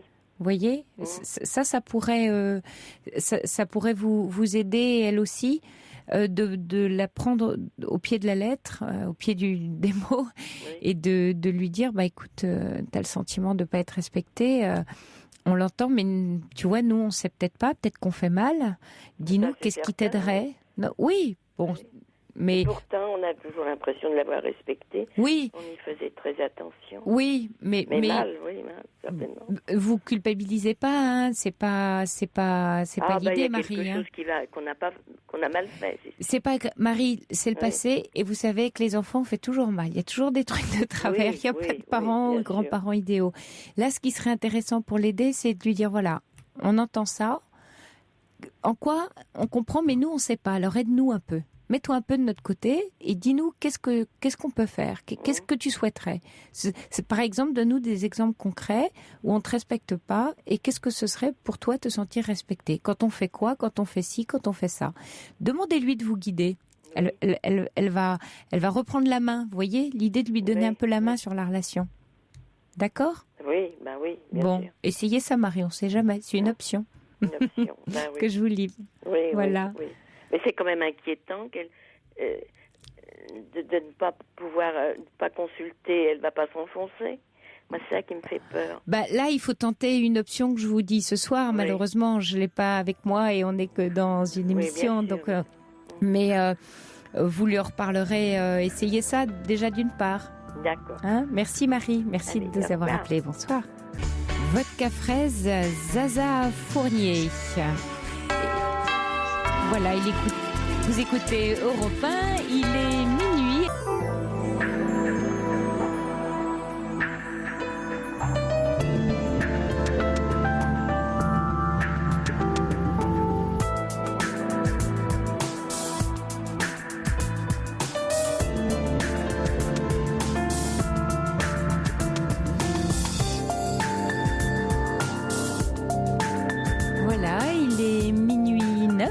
Vous écoutez Europe 1, nous sommes ensemble encore pendant 1 heure. L'antenne est à vous, il vous suffit de composer le 39 21 pour partager avec nous vos préoccupations ou des événements de votre vie. Vous pouvez aussi échanger avec nous et avec les auditeurs par SMS au 7 39 21 en commençant par le mot nuit ou nous adresser un mail sur le site d'europe1.fr. N'oubliez pas aussi que vous pouvez dialoguer avec un ou une auditrice dont vous partagez les émotions auxquelles vous avez envie d'apporter votre conseil. Et puis j'en profite pour remercier les habitués de cette émission qui m'envoient des messages très sympathiques. Alors First Lisa, Sarah, Will, Mauriane, Marianne, Olivia et Nine. Merci pour vos messages de bienvenue. La nuit se poursuit avec au standard Asiba et Quentin. Sophie Peters, jusqu'à 1h sur Europe 1. Bonsoir Anita. Oui, bonsoir Voilà. Sophie. Alors je vais vous raconter mon histoire, elle est un petit peu triste. Je suis une mamie et j'ai une de mes filles qui a eu 2 enfants. Bon, malheureusement, ma petite fille a eu une leucémie à l'âge de 6 ans. Donc, elle a fait beaucoup de séjours dans les hôpitaux. Elle a eu une greffe de moelle. Enfin, après, on prenait espoir. Enfin, on pensait qu'elle allait guérir. Et après, ça retombait. Et puis voilà, ça a été vraiment 6 ans de drame. Et donc, en plus, les parents se sont séparés. Donc, la dernière année, le père en avait la garde et, si vous voulez, il a refusé que ma fille et nous-mêmes, on voit notre petite fille. Donc, il nous a interdit d'aller à l'hôpital. Il a même fait écrire par la petite une lettre comme quoi qu'elle voulait plus nous voir. Enfin, on ne sait pas pourquoi. Parce qu'en fait, il donnait pas la petite à ma fille. Une fois, on a été à la police, donc c'est normal. Donc, ça envenimait l'affaire. On l'a fait qu'une fois sur toute l'année. Et donc, vous pouviez pas ressaisir la justice puisque même si le père en avait la garde, la mère avait un droit de vie. Oui, oui. Et compte tenu de la maladie de la petite non, parce qu'à chaque fois que ma fille allait la chercher, le père disait qu'elle était malade. Donc, comment voulez-vous faire? Vous allez aller à la gendarmerie. La gendarmerie, c'est eux qui vous prennent pour en disant, mais madame, on va pas aller chercher une enfant qui est malade. Le père disait qu'elle était malade. Qu'elle n'était pas transportable, oui. Voilà, alors que c'était faux. Il y a des moments en effet, mais elle était transportable. On a même fait venir un huissier qui a constaté qu'elle courait dans le jardin, qu'elle pouvait venir avec sa mère, mais il n'a jamais voulu. Il a dit la justice, j'en ai rien à faire. Et puis même quand on allait à l'hôpital, il voulait pas nous. Enfin, il disait non, moi je suis pas d'accord. Elle veut pas voir ses grands-parents, elle veut pas voir sa mère. Bon, il a fini par lui faire écrire une lettre comme quoi il voulait plus nous voir, parce qu'il lui avait monté la tête, contre nous, puisque dans la lettre, il disait qu'on avait été à la police, on avait embêté son papa. Donc, on a vu notre petite fille sur son lit de mort, bien sûr. Ça a été un traumatisme terrible. Ouais. Donc, ma fille, après, elle est partie en psychiatrie, puisque, elle a été soignée, Elle n'avait pas eu la garde, pourquoi? Disons que le père travaillait. Il était propriétaire de la maison et ma fille ne travaillait pas. Donc, de toute façon, ils n'ont pas voulu enlever, comme ils étaient partis à 60 km ils avaient acheté une maison. Lui avait acheté une maison. Si vous voulez, ils n'ont pas donné la garde à la mère du fait qu'elle n'avait aucun revenu. Donc, ça, c'est pas une raison en général, mais bon, puisque le père doit une prestation à la mère, c'est pas une raison de la part du juge. Oui, mais enfin bon, si vous voulez, c'est une affaire assez compliquée. Oui, sans doute. Bon, lui, il avait une bonne avocate. Elle, bien sûr, c'était une commis d'office, donc elle s'est pas trop préoccupée de cette affaire. Il a menti, il a fait des témoignages. Bon, nous, on s'est pas douté avec ma fille. On s'est pas dit des trucs qui étaient complètement faux qu'on essaie de démontrer, mais bon, si vous voulez, il s'est bien défendu. Et puis bon, un commis d'office, si vous voulez, elle a pas trop voulu s'occuper de l'affaire.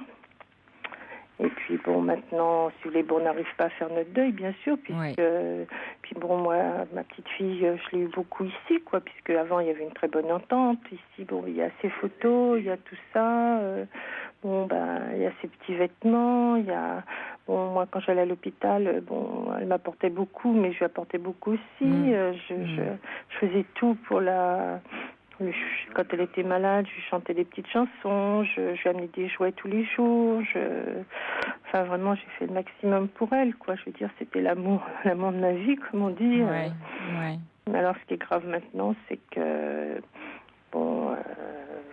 le père continue avec sa deuxième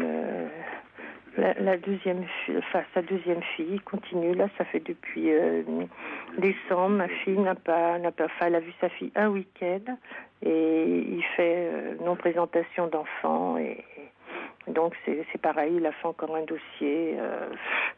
Ce qu'on comprend pas parce que. Et même vous, les grands-parents, vous avez pas non plus accès. Vous voyez, au moins en tant que grands-parents, à votre petite fille, oui. Non, parce que de toute façon, si vous voulez, si on fait le droit des grands-parents, ça met 1 an ou 2 ans, et donc il faut qu'on attaque notre fille aussi. Parce que nous, il est contre nous aussi, on ne sait pas ce qu'on a fait, parce que Et est-ce que c'est possible d'essayer de lui faire entendre raison ou de lui écrire une lettre, au moins sur le fait que c'est pas bon pour les enfants d'être coupés, quoi qu'il en veuille à la mère, d'être coupé de sa mère, de ses grands-parents, c'est pas bon. On peut rien lui faire entendre parce qu'en plus c'est lui qui a pris ma fille. Il l'a mis dehors une fois et le lendemain quand elle est revenue à la maison, il y avait quelqu'un d'autre à sa place, quoi. Lui il a refait sa vie, il a une compagne. Donc je veux dire, et nous on a tout fait pour essayer de lui faire entendre raison, en disant que les enfants n'y étaient pour rien. Il faut pas se servir des enfants comme des armes, c'est vraiment monstrueux. Pour moi un enfant c'est sacré. Moi mes enfants ils ont une belle vie. Enfin je veux dire. Non, il y a vraiment rien à faire, il n'y a aucune entente. Là, on y a encore été, il y a quand même 60 km d'ici, on y a été, là, il nous a insultés. C'est monstrueux, quoi, je veux dire. C'est monstrueux. Après, on va à la gendarmerie, ils n'aiment pas trop s'occuper des affaires familiales, ils disent qu'ils n'ont pas que ça à faire. Et c'est impossible de ressaisir la justice parce que après tout la mère parce que votre fille elle est toujours hospitalisée ou non, elle a fait des séjours, mais là pour l'avoir elle est toujours suivie quand même par un CMP. Oui. Mais elle est toujours sous traitement. Il y a des fois elle a des hauts et des bas. Ça se comprend. Et maintenant, c'est pareil. Là, il y a vraiment rien à faire. On peut pas discuter. Et là, je sais qu'en plus, il a fait quelque chose contre elle. Il y a un rapport. Là, on comprend pas encore parce qu'il y a un rapport de 9 pages. Elle a été convoquée, ma fille, par l'assistante sociale.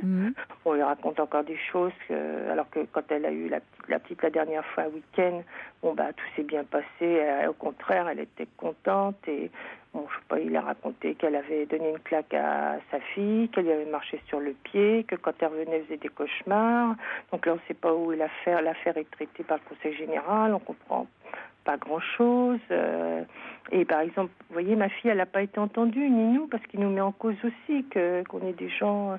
Et donc, on n'arrive plus à comprendre, quoi. Puisque ce qui est dur, c'est que pour cette petite qui a perdu sa sœur, qui voit pas sa mère, qui voit pas ses grands-parents, qui voit pas ses cousins, je sais pas, c'est vraiment. D'ailleurs, si ma petite fille, elle était passée une émission à la télévision, Immersion totale. Ouais. C'était une petite fille, pleine de gaieté, plein de. Elle était gaie, elle était. Bon, il y a plein de gens qui doivent me connaître parce qu'ils voyaient tout ce que j'ai fait, etc. pour elle, quoi. Enfin, mais c'est difficile, quoi, dans une situation comme ça. Puis on n'est pas été tellement par la justice, quoi. Je veux dire, ça va pas vite, bien sûr. Je sais qu'ils ont des difficultés. Ouais, là, les tribunaux en ce moment, oui, c'est pas ça. Mais Anita, là, oui, c'est délicat et enfin, pour vous, là, aujourd'hui, c'est vrai qu'à partir du moment où vous n'avez pas de recours contre la justice et qu'il y a en face de vous, visiblement, quelqu'un qui connaît bien les arcanes de la justice, là, c'est une situation entre vous et votre fille, d'un double deuil quasiment, qui est terrible, ou sans doute qu'un jour, avec l'apaisement du temps, peut-être que votre fille et vous pourrez retrouver cet enfant. Je pense qu'il faut laisser du temps passer, peut-être essayer de trouver, de comprendre aussi peut-être comment fonctionne le père et qu'est-ce qui pourrait calmer sa colère. Il n'y a rien à faire. On a essayé de discuter, essayer d'écrire. Bon, il y a même une fois, quand ma fille était hospitalisée, nous on a été la chercher à l'école. Bon, il a donné des ordres à l'école alors qu'ils n'ont pas le droit de pas nous donner l'enfant. Et il nous a écrit une lettre monstrueuse comme quoi il refuserait de nous donner la petite. Enfin, et donc on lui a écrit un courrier en disant que nous on était dans notre droit et que sa mère était hospitalisée. Au contraire, ça lui faisait plaisir de voir sa fille, etc. Oui, enfin si la mère est hospitalisée, c'est qu'elle n'était peut-être pas en état non plus de pouvoir s'occuper de sa fille. Vous voyez, Anita. Donc peut-être que la maman a besoin de prendre du temps pour elle, d'avancer, d'aller mieux, afin de pouvoir retrouver sa fille. Peut-être que là, il y a un travail à faire du côté de la maman et d'aider votre fille à à grandir, à se réparer, à aller mieux pour un jour reprendre. Parce que si la justice, agit ainsi, c'est que en général, je dis en général, ils agissent en fonction de l'intérêt de l'enfant. Donc c'est que là, vous m'expliquez bien sûr votre situation, mais il y a sûrement des éléments du dossier. Bon, moi, j'ai pas forcément tout le dossier, c'est délicat, mais là, peut-être que dans la situation actuelle, il y a à la fois un renoncement pour vous, bien entendu douloureux, mais à faire, et puis à voir quelle est votre marge d'action dans le sens positif du terme, parce que vous pouvez vous lamenter ou battre la campagne ou vous énerver, vous voyez bien que vous avancez pas. Donc là, peut-être que la voie dans laquelle vous pourriez avancer, c'est où est-ce que vous pouvez aujourd'hui mettre de la bonne énergie qui répare. Et c'est votre fille qui a l'air d'être très, très mal. Donc c'est peut-être vers elle qu'il faut se tourner pour qu'elle trouve de quoi se reconstruire. Et puis un peu mieux reconstruite, elle pourra peut-être plus facilement avoir accès à la fois à son enfant et au papa. Non ? Qu'est-ce que vous en pensez, Anita ? Ma petite fille est décédée en 2009. Vous voyez, fin 2009. Bon, jusqu'à tout s'était bien passé avec la deuxième. Au contraire, quand elle venait, on la gâtait. Si vous voulez, on l'a emmenée dans un club de vacances. En vacances, elle allait à la mer. Si vous voulez, elle était super contente. Ma fille, dès qu'elle a sa fille, elle va bien. Bon, bien sûr, après, quand elle n'est pas là, c'est sûr qu'elle est en grande souffrance, comme on dit, etc. Mais je veux dire, tout s'est bien passé. Qu'est-ce qu'il a encore fait, le père ? Enfin, je sais pas. Qu'est-ce qu'il a pu encore... je pense qu'il veut... Oui, mais là, Anita, vous ressassez, vous voyez... je sais bien que la situation est terrible, et donc je comprends que vous soyez encore beaucoup dans ce passé, dans cette situation, parce qu'elle est lourde à digérer. Mais il faut essayer de regarder maintenant qu'est-ce qui est en votre pouvoir et dans votre responsabilité. Qu'est-ce que vous pouvez faire ? Visiblement, il n'y a rien à faire avec lui. Il n'y a rien à faire, dans ce passé. Il y a que votre fille va sans doute assez mal et que elle, il faut lui donner des chances de se reconstruire. Donc là, dans l'urgence, vous voyez, quand une situation est bloquée, on a tendance souvent, parce qu'on se bloque sur du passé qu'on n'arrive pas à dépasser, à digérer. Encore une fois, je vous dis, c'est normal, c'est de la souffrance humaine, mais Mais à un moment donné, pour remonter un peu à la surface, il faut pouvoir se dire bon, quelle est ma marge de manœuvre, quoi. Et là, Anita, quelle est votre marge de manœuvre? Elle n'est pas énorme, elle est très étroite, mais il y en a sans doute une petite. Disons que mon autre petite fille a que 9 ans, en fait, si vous voulez. Bon, je pense que plus elle va grandir, plus elle va un petit peu voir ce qui se passe. Mais bon, oui. Si elle est manipulée aussi, comme a été la première, alors que la première, mon autre petite fille, je sais pas, elle nous aimait beaucoup, j'étais sa mamie chouchou, j'étais la plus gentille des mamies, etc. Donc là, je pense qu'il va faire aussi de la manipulation sur l'autre enfant, et puis que tôt ou tard, ça se trouve, elle va se détacher aussi. Hein. Là, c'est pas ce qui s'est passé, parce que là, ma fille a réussi à l'avoir un week-end, parce que les autres week-ends, il y a des week-ends où on n'y a pas été, vu que c'est pas la peine. Et puis là, on y a été, hop, on l'a récupérée, mais elle était super contente, il n'y a rien, on lui a demandé. Oui. On lui a dit, mais pourquoi t'es pas venue? Bon, gentiment, hein, puis, parce qu'elle lui dit qu'elle fait des cauchemars. Je lui dis, tu fais des cauchemars? Non, elle était heureuse, elle nous sautait au cou, donc... Oui, Anita, je comprends, hein, mais c'est compliqué, douloureux. Ce serait bien d'essayer d'en parler... je sais pas, avec des proches, arriver à dégager un peu ce trop-plein de cette histoire un peu lourde et compliquée, pour essayer de vous concentrer sur qu'est-ce que vous pouvez faire maintenant, que vous avez tous les éléments d'une situation effectivement très bloquée en main, mais voilà, qu'est-ce qui vous reste comme marge d'action? Mais bon courage, Anita. Je sais qu'elle est étroite, je sais que c'est pas facile, oui, je sais, mais il y a votre fille encore qui est là et qui a sans doute besoin de vous. Bien donc sûr. Sans doute que là, ressasser tout ça pour vous, c'est pas très bon, c'est très douloureux, hein, c'est lourd. Donc en vous concentrant sur votre fille, vous allez peut-être trouver de la ressource et du réconfort, et avec l'espoir qu'un jour vous retrouverez toutes les deux votre petite fille qui aura sans doute grandi, et qu'avec le temps les choses s'apaiseront et le lien pourra peut-être reprendre, qui sait, hein? Il y a beaucoup de choses très dures, même. Oui. Même pour le décès, on était sur son lit de mort, il nous a dit je la fais incinérer, comme ça vous n'aurez pas de lieu de recueillement, et en rigolant, je veux dire, c'était très dur, et donc c'est pareil, il nous a même pas dit où elle était incinérée, il a fallu qu'on téléphone partout pour savoir où ça se passait, etc. Mais c'est des choses inadmissibles, c'est des choses qu'on n'oubliera jamais, c'est vraiment... Il a l'air plein de haine, hein, ce papa. Monstrueux, oui, alors qu'en fait, il a vécu dans une maison qu'on lui a prêtée. Quand il était à l'hôpital, comme il habitait très loin, il venait dormir chez nous. On lui a donné de l'argent. Je veux dire, on gâtait la petite, on lui a donné des vêtements. Je veux dire, pourquoi cette haine tout d'un coup en plus, c'est lui qui a mis ma fille dehors, qui a pris une autre compagne. Alors, vous voyez, Anita, je vous coupe, mais il y a Gabriel qui est commandant de police et qui vous envoie un SMS. Alors, il dit ce que je vous disais un peu tout à l'heure, mais il dit, si les parents sont divorcés, la mère a un droit de visite, saisissez le juge aux affaires familiales. Mais je crois que c'est ce que vous avez fait, non? C'est ce qu'elle a fait. Il est déjà saisi, le juge. Mais c'est long, c'est ça?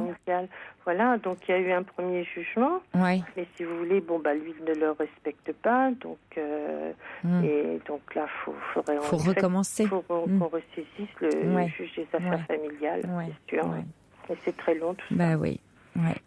Anita, concentrez-vous sur l'avenir, sur votre fille qui doit reprendre des forces là, avec tout ce que vous vivez toutes les deux, et je vous souhaite beaucoup de courage, parce que vous vivez une situation difficile. Mais merci de nous avoir appelé, Anita. Bon courage à vous. Merci pour votre émission. Bonsoir, Anita. J'écoute depuis longtemps. Bonsoir à vous. Merci. Au revoir. Merci.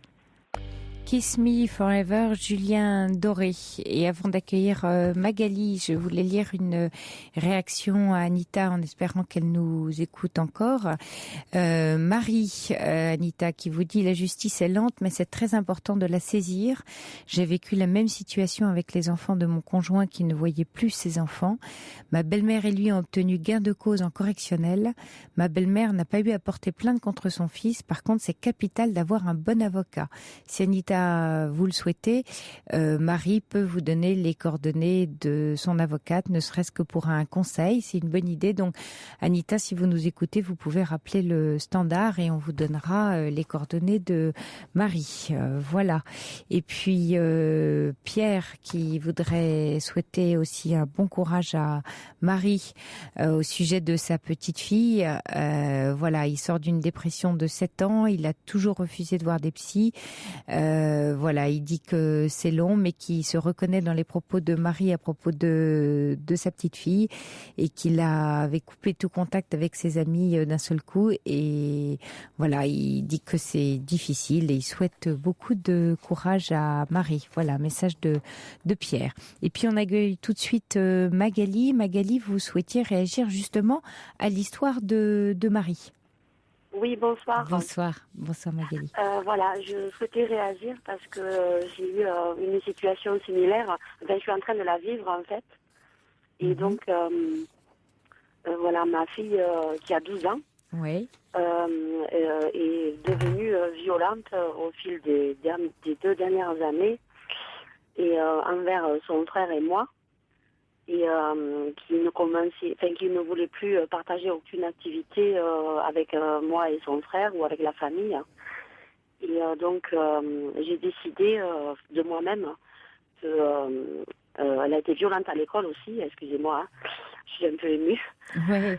Elle a été aussi violente à l'école et de moi-même, j'ai décidé de prendre des mesures au niveau juridique, c'est-à-dire que j'ai décidé de contacter un juge pour enfants et des éducateurs, ainsi que des éducateurs, bien sûr, pour m'aider à, aérer les relations. Oui, oui. Voilà. Donc, c'est très difficile actuellement parce qu'elle va être placée dans 9 jours à peu près dans un département pas très loin du mien. Dans le sud, bien sûr, parce que oui. c'est l'accent du sud.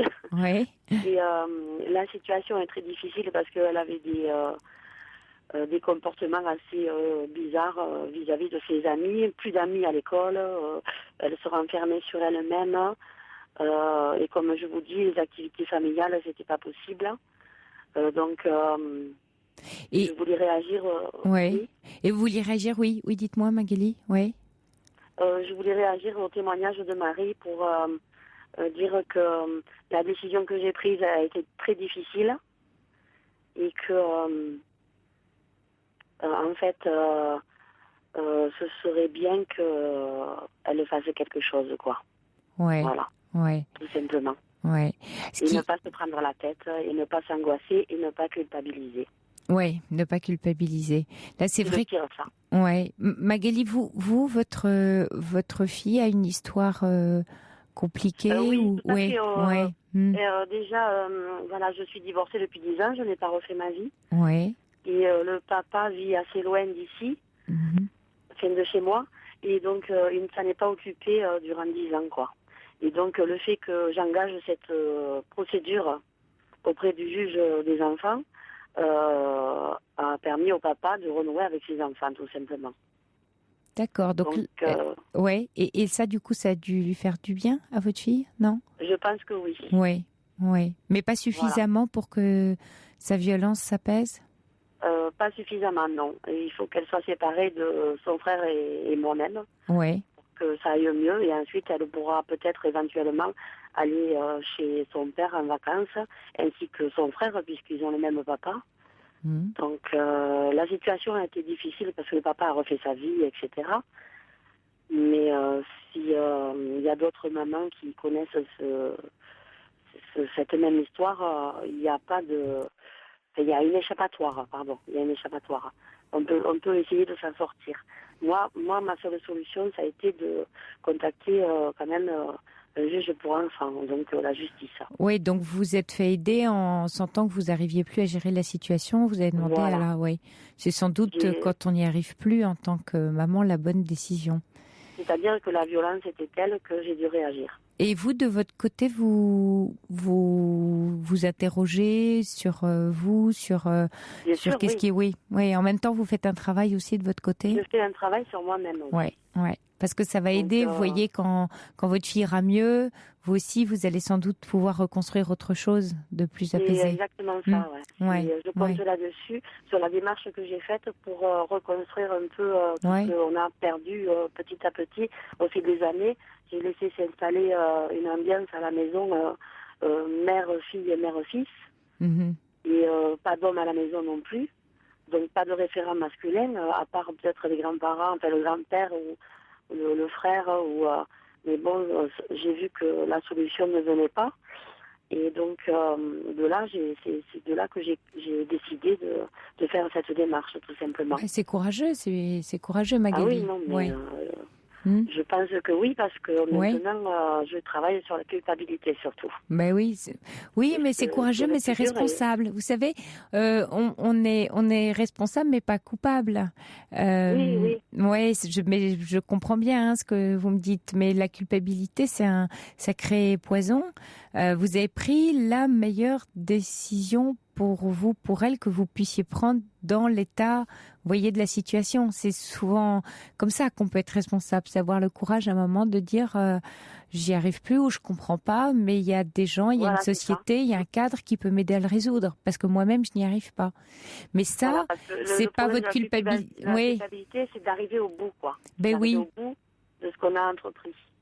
Ben, comment ça, quand vous dites le problème, c'est d'arriver... Qu'est-ce qui fait que... Parce que vous sentez coupable vous dire que... Oui, mais après, j'ai pris la décision d'aller au bout et puis ensuite me faire aider pour, gérer ma culpabilité. Voilà. Oui, d'accord, oui, je comprends. Étant donné qu'elle va être placée d'ici une semaine à peu près... ça va être... Oui, mais souvent la culpabilité, c'est l'idée qu'on se fait d'une situation, vous voyez, c'est-à-dire que en tant que mère, il y a la culpabilité de placer un enfant parce que ça renvoie à l'idée d'une mauvaise mère qui n'a pas su faire, etc. Or, au contraire, ça, voilà. On l'a déjà dit, oui. Mais il n'y a pas de mauvaise mère. Non. Il n'y a pas de bonne mère non plus, d'une part. Et puis d'autre part, il y a la bonne situation qui convient à la relation qu'on a avec son enfant. Et c'est ce que vous avez fait puisque vous n'arriviez plus à gérer. Vous avez choisi une solution finalement qui sauvegarde à la fois votre enfant, votre relation avec elle à terme et la relation familiale puisque vous en sortiez pas. C'était mieux que de laisser dégénérer les choses. Tout à fait. Donc ça me paraît assez responsable, ça, comme comportement, vous voyez. Oui. Donc oui, parce que quand les choses sont passées, elle était violente envers les objets aussi, elle cassait les objets, et je lui ai dit je vais le signaler. Donc, et finalement, je l'ai signalé. Donc, quand on dit quelque chose, il faut le faire. En général, voilà, je suis désolée, mais enfin pour elle, mais non, je suis pas désolée en même temps. Je suis carrément, comment dire, je sais plus quoi penser, mais je sais que j'ai pris la bonne décision. Oui, voilà. Mais c'est normal que vous sachiez plus quoi penser. C'est très déstabilisant pour une maman d'en arriver là, parce que forcément, quand vous parlez de culpabilité, on se dit mais qu'est-ce que j'ai fait, quelle est ma part, dans l'histoire. C'est exactement les questions qu'on se pose. C'est pour ça que je voulais réagir pour ma vie. Oui. Et voilà. Et puis ma compassion pour Anita aussi. Ouais. Et je comprends tout à fait. Ça fait longtemps que j'écoute la radio, donc. Merci Magali. Merci de nous avoir appelés pour partager avec nous. De rien, avec plaisir. Voilà, bonne fin de soirée, bon courage à vous. Bon courage, merci, au revoir. Au revoir. Europe 1, Sophie Peters. Bonsoir Evelyne. Oui, bonsoir. Eh bien, moi, c'est la première fois que je vous écoute et je suis un petit peu intimidée. Oui. Oui, moi, mon histoire, elle est assez complexe. Là, en ce moment, je suis très malheureuse parce que je suis souffrante. Je fais une dépression. Et j'ai suivi plusieurs opérations pour maigrir. Je faisais 150 kilos et je suis arrivée à 80 kilos. Et tout ça pour faire plaisir à mon mari que j'avais rencontré en 2006. Ouais. Nous sommes mariés. Bon, au début, il a voulu un petit peu jouer les coqs de maison. Et puis, je ne me suis pas laissé faire. Et bon, j'ai arrivé à stabiliser un petit peu le couple, mais pas totalement. Ouais. Alors, je voyais que je m'enfonçais de plus en plus et j'ai pris la décision de divorcer le 26 octobre. Ça a été prononcé en 2010. Ouais. Et puis, depuis, les choses se sont évidemment bien calmées. Lui, il vit dans une toute petite chambre de 9 mètres carrés. Et puis, il continue de venir me voir en ami. Il n'y a rien d'autre. Hein. Mais il continue la relation, on va dire. Je ne comprends pas, alors qu'il me répétait toujours moi, je veux être libre, moi, je veux être un homme libre. Ici, je ne suis pas libre. Tu comprends Et aujourd'hui, votre relation avec lui donc est plus apaisée, mais elle vous pose toujours problème, là ? À moi, elle me pose problème parce que déjà, moi, j'entame un arrêt définitif de travail. Et puis, je compte partir dans le Midi. Ouais. Mais c'est plus lui qui me pousse à partir dans le Midi. Pourquoi ? Je suppose qu'il a des origines tunisiennes. Mais pourquoi vous dites c'est lui alors que vous êtes divorcée ? Il vous demande de... Oui, il insiste, il a encore insisté aujourd'hui. Et ça me perturbe un peu. Il a encore insisté aujourd'hui en me disant tu fais tes papiers, mais surtout n'oublie pas le papier de logement aussi pour la Côte d'Azur. Hein. Oui, mais attendez, Yveline, je voudrais comprendre. Vous avez pris une décision de vous séparer. Le divorce a été prononcé. Voilà. Qu'est-ce qui fait que cet homme arrive encore à vous faire agir votre vie ? Je ne sais pas. Oui. C'est pour ça que je vous appelle. Je ne sais pas. Parce que vous voyez, vous dites, je vais partir dans le Midi, mais c'est à cause de lui. Alors là, c'est vrai qu'on se dit, tiens, vous voyez, qu'est-ce qui accroche encore là ? Et qui fait que quand vous racontez votre histoire, c'est comme si c'était pas vous qui agissez, mais c'est lui qui agit à votre place à l'intérieur de vous. Oui. Ouais. C'est vrai, mais moi j'ai un frère là-bas et j'ai toujours dit le jour où je pourrai partir de Paris, je partirai. Mais là, il est plus pressé que moi parce que ça, mes papiers ne vont pas. Evelyne, vous êtes divorcée. Il est question que vous partiez ensemble et que vous réhabitiez ensemble. C'est un projet ? Non, pas du tout. Ouais. Mais moi, j'ai cette impression-là. Ah, d'accord. C'est pour ça que je voulais partager ça avec vous pour voir si vous aviez la même impression que moi. J'ai pas la même impression, c'est-à-dire que j'entends ce que vous êtes en train de me dire et ce qui me frappe, c'est qu'effectivement, vous n'arrivez pas à trouver votre voie à vous, à l'intérieur. Vous voyez, votre projet à vous. Votre désir à vous. Alors en même temps, vous dites, j'ai quand même des amis ou des affinités de la famille dans le Midi. Hein. Donc vous avez envie d'aller là-bas, a priori. Écoutez, vous savez, j'ai... Mais il faut quand même le préparer, ce départ. Oui, bien sûr. Alors lui pratiquement ne me laisse pas préparer, quoi. Mais rien ne vous oblige à lui obéir, Evelyne. Vous pouvez lui dire, je prendrai le temps qu'il me faudra. Voilà, c'est ce que je lui ai dit ce soir sur un ton assez... assez fort, parce qu'il y a des moments où il ne comprend pas. Hein. C'est difficile. Hein. Où il ne veut pas comprendre. Alors, c'est un garçon qui est arrivé, qui n'avait pas de travail, et maintenant il est à Orly. Il est chauffeur de car des commandants de bord et des hôtesses de l'air. Il a un très bon boulot. Et je vois pas pourquoi il veut tout quitter pour la Côte d'Azur, si ce n'est que de pouvoir se rapprocher de la Tunisie, parce que c'est vrai qu'il n'y a qu'une heure d'avion. Hein. Ce qui est, si vous voulez, à la limite, vous voyez, quand vous me parlez plus de lui que de vous. Alors que ce qui est intéressant, c'est que vous compreniez pourquoi vous fonctionnez comme ça par rapport à lui. C'est ça aujourd'hui qui est intéressant à saisir pour vous et qui va vous... Parce qu'il y a quelque chose à libérer en vous. Ou à moins que vous soyez encore, je sais pas moi, encore très attachée à lui ou de nouveau amoureuse. Alors après, ça peut repartir, hein. C'est frais encore. Hein, oui, vous savez, oui, c'est un peu frais. Des habitudes, c'est frais. Et puis il continue de venir. Alors.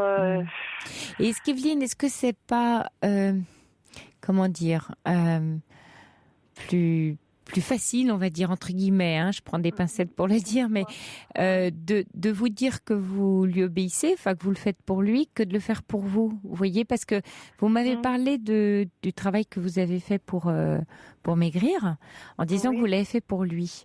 Mais c'est important, voilà, femme ou homme, c'est une démarche avec son corps qu'on fait pour soi aussi, pour être bien, pour être mieux. Donc là, encore une fois, c'est le même principe. C'est une démarche que vous devez faire pour vous faire du bien à vous. Disons qu'il m'a donné la force de le faire. Voilà, c'est bien. Ah voilà, vous voyez, dit comme ça, c'est plus positif pour vous, encore une fois, par respect pour vous. Ouais. Et là, vous pensez qu'il vous donnerait la force de partir dans le sud ? Ça, c'est intéressant. Peut-être. Ah, voilà. Peut-être que... Je ne sais pas, peut-être qu'il y a un moteur derrière. Je n'arrive pas à comprendre. Là, on commence un peu, là, ensemble, à dénouer un fil. Oui, il y a peut-être un moteur. Il y a que quelquefois, on a plus de facilité à agir pour quelqu'un d'autre, même sous la contrainte, hein, ça peut paraître étonnant, que de se porter soi-même, parce que c'est une... comment dire ? C'est une énergie plus lourde quelquefois qu'il faut nous mettre en œuvre pour se prendre en main. Alors quelquefois de se mettre dans le sillage de quelqu'un en disant c'est pas moi, c'est l'autre et puis hop, je suis. Ça allège un peu, on se sent moins seul finalement, tout simplement, vous croyez pas ? Oui, peut-être. Et pourtant, il a encore des paroles blessantes. Hein. Ouais, c'est ça qui, vous voyez. Je suis obligée de mettre Léo là, bien souvent, hein, mais bon, je vais dire, il a des paroles de gamin, quoi, de gamin de 15 ans. C'est tout. Il se prend pas toujours en main et me demande toujours mon avis pour certaines choses. Ah oui, donc finalement, vous voyez, vous êtes un peu liés mutuellement dans une aide. Oui, il est un peu un aiguillon pour vous, et vous êtes un peu une béquille, quoi. Vous voyez ? Il y en a un qui pique et l'autre qui soutient. Voilà, c'est ça. Ouais, oui, je comprends. On est mal partis. Hein. Non, vous n'êtes pas mal partis. C'est une relation, vous savez, toutes les relations humaines, c'est toujours un peu... un peu complexe, et il n'y a pas ce qui est bien, ce qui est mal, mais il y a surtout ce qui doit pas vous blesser, ce qui doit être aidant pour vous.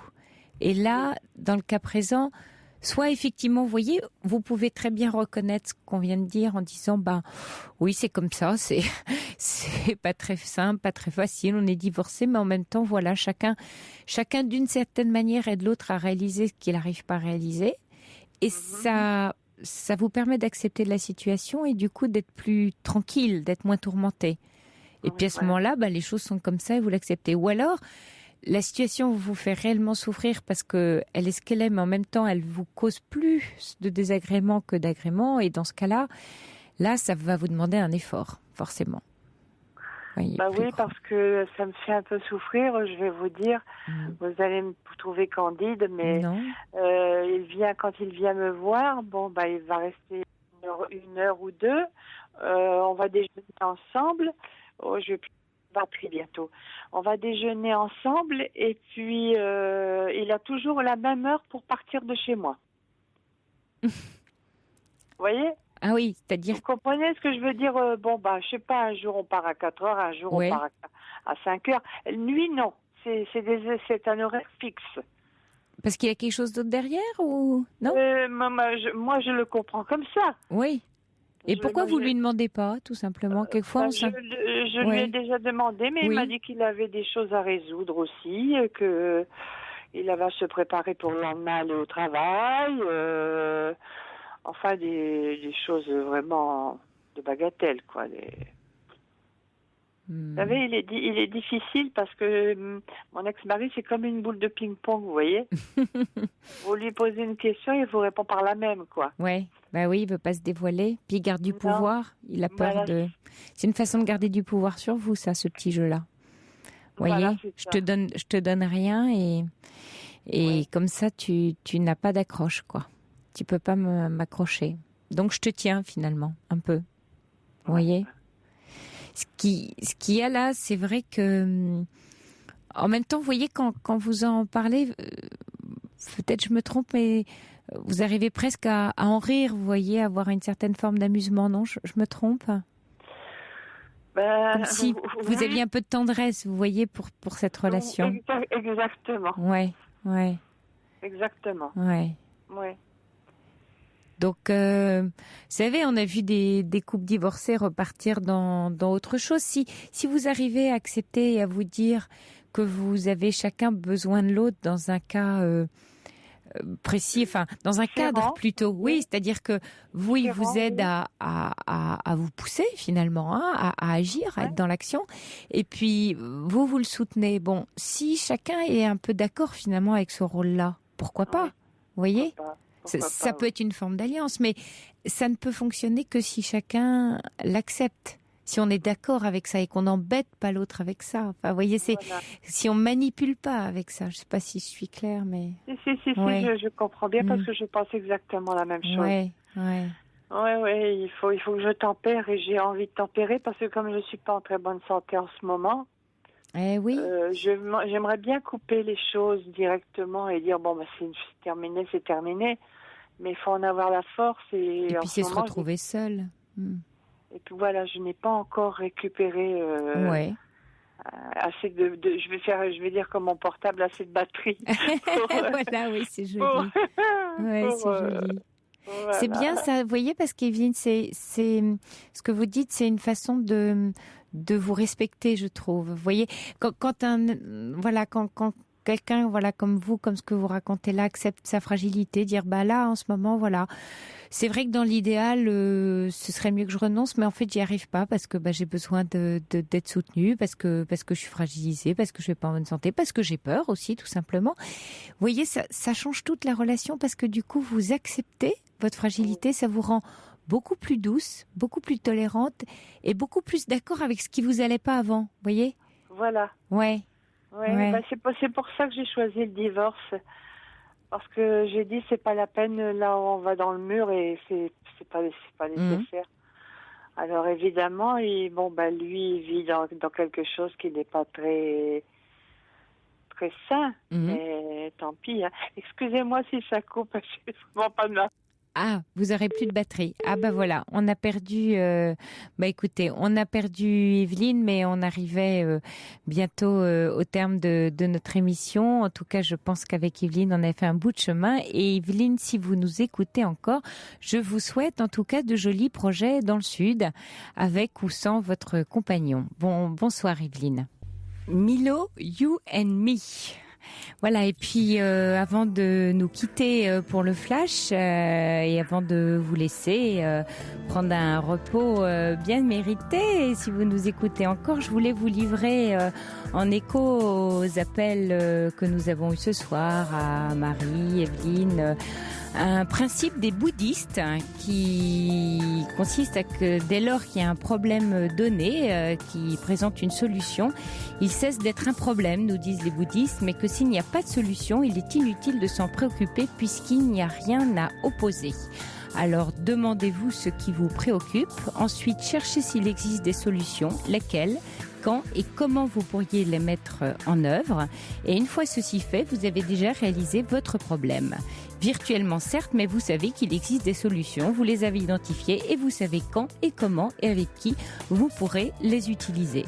Il n'y a donc pas lieu de s'en soucier, vous pouvez passer à autre chose. Alors ça peut paraître un peu simpliste comme ça, mais ça ne l'est pas, croyez-moi, et c'est d'une efficacité redoutable.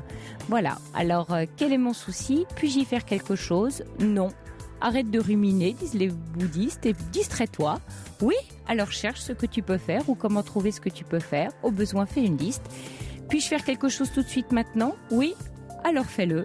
Non, alors décide de ce que tu pourras faire quand tu le pourras. Et ça, ce sera le projet. Voilà, à demain. Moi, j'ai le projet de vous retrouver demain soir à 23h sur le 3921. Vous écoutez Europe 1, il est 1h du matin et tout de suite le flash vous est présenté par Pierre Courade.